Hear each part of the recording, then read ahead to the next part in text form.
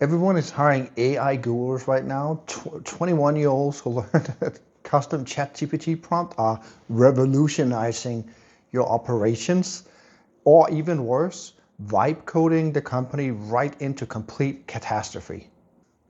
So, my name is Michael Bella Hansen, and I've been building profitable systems for 25 years. I built AI systems even before ChatGPT existed.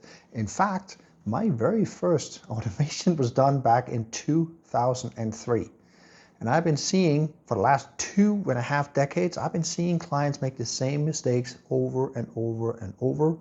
And I can tell you what your business actually needs, and it is definitely not AI gurus. So I'm sure you've seen them, or worst off, hired them. They make nonsensical promises. They have zero business fundamentals. They're just simply, for lack of a better word, they're vibe coding your company into complete disaster. Sure, the demos look good, but they completely crumble under any real world usage. So, they promise that AI will solve everything, but they've never actually run a real business. They've never been responsible for payroll. They never managed cash flow. They've never been responsible for any kind of actual business results. And let me be blunt here. They've never tried that gut-wrenching feeling of knowing if you can actually cover payroll. We've all tried this as seasoned business owners. They have not, because they have never run an actual business. And this is just one thing that we all have to go through as business owners. This is how we learn. And so the cost of having them really, at the end of the day, experiment on your business, it results in broken systems. And a lot of times you can't see that they're broken because it sort of happens in the background, and it takes a while to notice it. So it's just slowly bleeding profits. Or even worse, your business just comes to a complete screeching halt because a poorly executed system or automation of theirs failed. But really, the guru is actually not the problem. It's really a symptom of the problem. There are two big mistakes that I've seen over these last 25 years that I see companies make over and over and over. So the first big mistake I see is what I call tech avoidance, and this is incredibly common. You almost see, like, almost 100% of the time, you'll have a business owner that's very good at sales or marketing or some specific type of fulfillment, and this is very likely you. And you might, you or they would consider tech. They put it in a black box. It's a black box. I don't understand it. It's too complicated, so I'm just going to avoid this black box. And you end up building a business really built around this, not having this understanding, and it becomes sort of this business built on duct tape almost. It's just held together by duct tape. And this creates a lot of problems for a lot of companies. A lot of times you don't see these problems until you grow bigger, but sometimes you see them early on. And I still want to say that you should be proud that you built a business, because it's incredibly difficult. Most businesses fail. So having built a successful business is something to be proud of.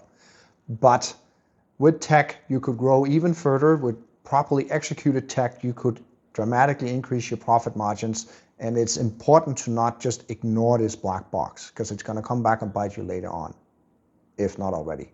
So the first time I actually saw this problem in my career was, I was a brand spanking new employee back in Denmark. I had just gotten out of school. I got hired, and I built this. This was back in 2003.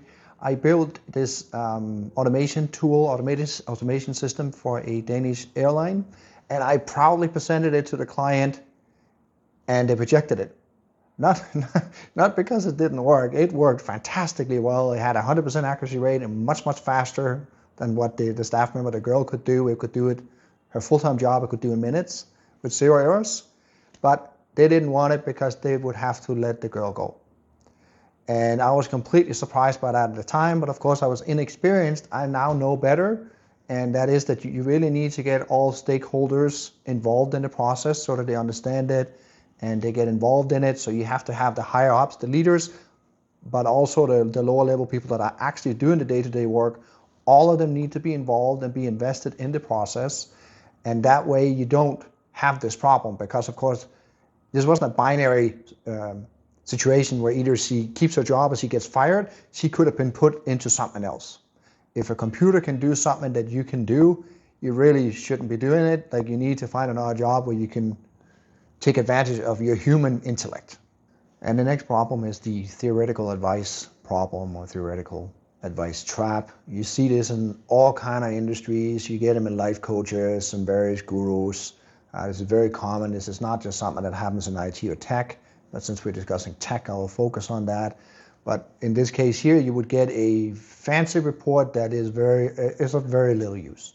It was built by someone with no business experience and who probably did not consult with all the stakeholders of the company. It's just not of a lot of use. And if you get any kind of code delivered, it's oftentimes just built by a coder with no software architectural experience. And it might work or it might not work at all, but if it works, it doesn't work very well. And this is not a small thing. I recently read that Starbucks hired a new CEO. I don't remember exactly when it happened, but they hired a new CEO. He was a career advisor.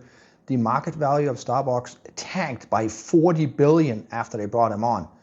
Obviously, they very quickly realized that this was a mistake, and they hired a new CEO. He used to run Taco Bell and Chipotle, and the stock market or the market value jumped up by 20 billion.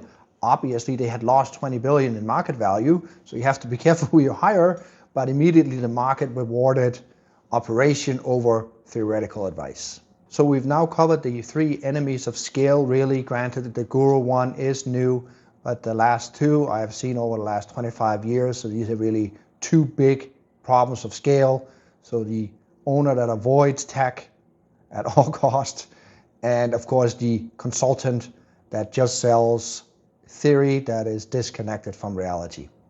So this is why, in my opinion, if you need tech, which you do, everyone needs superior tech, but if you need tech, you do not need a coder, you do not need a theorist, you need an experienced software architect with business experience, a person who has lived through the payroll pain, managed the systems, and optimized their own business as well as client businesses across time. So at this point, you're probably wondering, what is a software architect? I've never heard this term. It's actually not very common. And as a software architect, it's pretty frustrating because a coder is very, very different from a software architect. The way I look at it is the coder is like the construction worker that builds the high-rise. The architect is the architect that designs the high-rise. You wouldn't just hire a group of construction workers to go build a high-rise. It would collapse immediately. It is not different for software.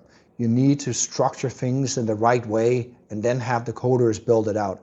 But without an architect being involved, the project, you could hire the best coders in the world, but it would just be very well executed, but the structure would be structured incorrectly, so things would collapse very, very quickly.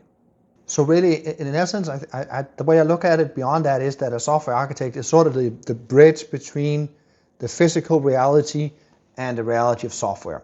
So oftentimes we will sit down and talk with the business owners. Well, that's how I approach things. I'll sit down with the business owner.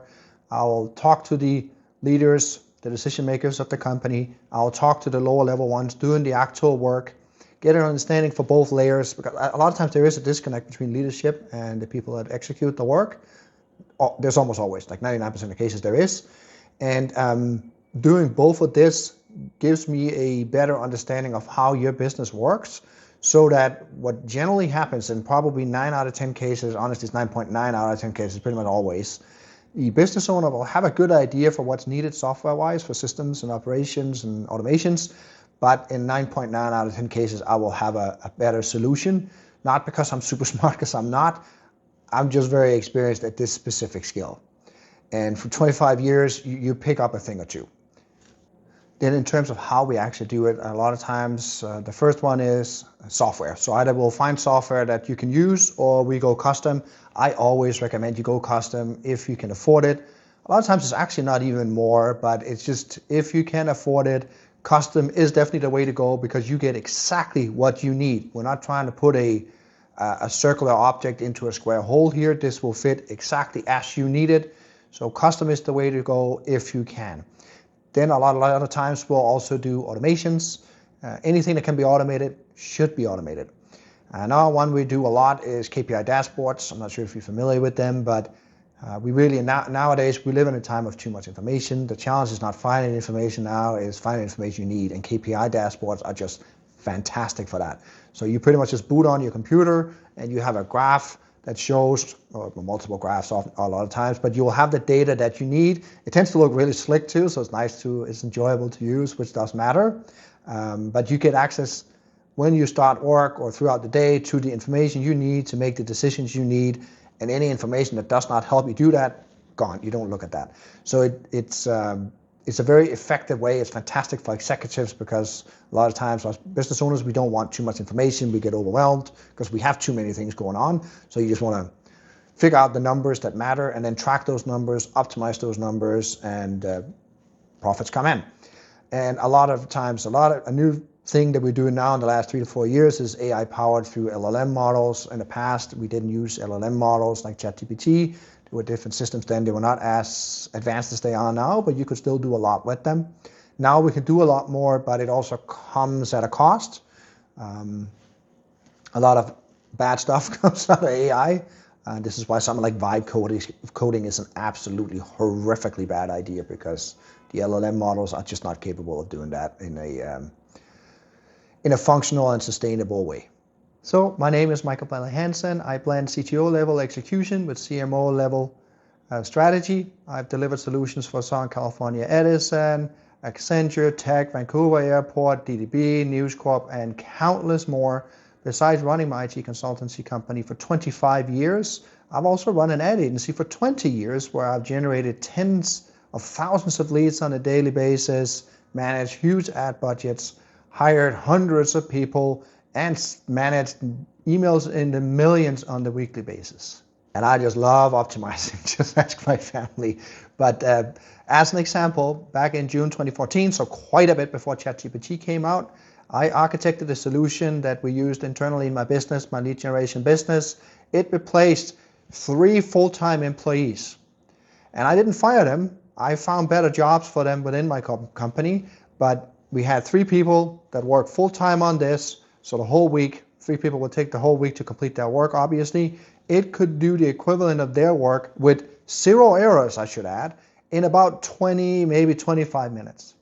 Humans are very, very bad at data entry. If you ever hired any kind of data entry people, there will always be typos. A 1 will turn into a 10. It just happens. This system had 0 flaws. Computers are fantastic at these kind of things. So it would aggregate all this data, and then we would have it make decisions based off the data. So it had some AI built into it, not at the level of ChatGPT now, of course, but it would make decisions based off this data. But still, we replaced 3 full-time employees. So at the core of this is what I call the ground-up profit system. This is where I can discover typically a $100,000 opportunity that most consultants would simply miss. How can I do that? 25 years. 25 years is a long time. You pick up a thing or two. Match that up with the fact that I have 20 plus years of business experience running an ad agency, hiring a boatload of people, and building our own internal systems. I have hands-on experience that most consultants simply don't have. And these 2 things just work very, very well together. I will typically charge about 10% of the value generated, which makes this very, very low risk. The risk is negligible at that point. If you're not ready for that, that's totally fair. I invite you to join my community. There should be a link below. We have a Facebook group. I have a YouTube channel where I'll share pretty much anything I can share with you, show you how you can do this yourself if that's what you wish to do. So that's it. My name is Michael Balle Hansen again, and I've been doing this for 25 years and getting paid very well to do it. I invite you to book a complimentary call. If you're not interested in that, I suggest you join the community, or at the very least subscribe the channel so you can see how you can do all this stuff yourself.